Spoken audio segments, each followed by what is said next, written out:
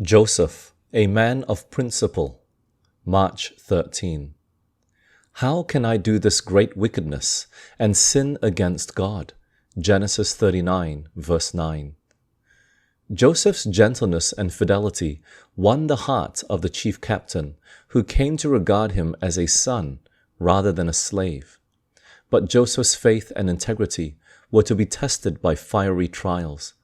His master's wife endeavored to entice the young man to transgress the law of God. Heretofore he had remained untainted by the corruption teeming in the heathen land. But this temptation, so sudden, so strong, so seductive, how should it be met?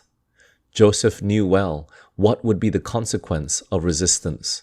On the one hand were concealment, favor, and rewards, and on the other, disgrace, imprisonment, perhaps death. His whole future life depended upon the decision of the moment. Would principle triumph? Would Joseph still be true to God? With inexpressible anxiety, the angels looked upon the scene. Joseph's answer reveals the power of religious principle.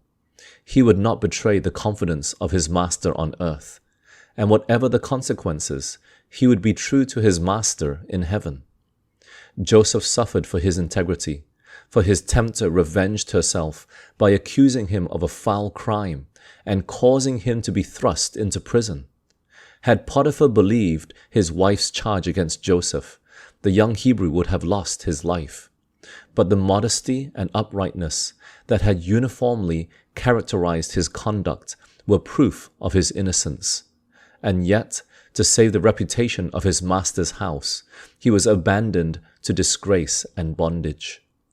But Joseph's real character shines out, even in the darkness of the dungeon.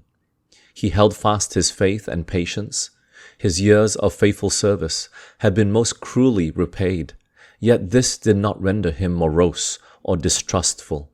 He had the peace that comes from conscious innocence, and he trusted his case with God.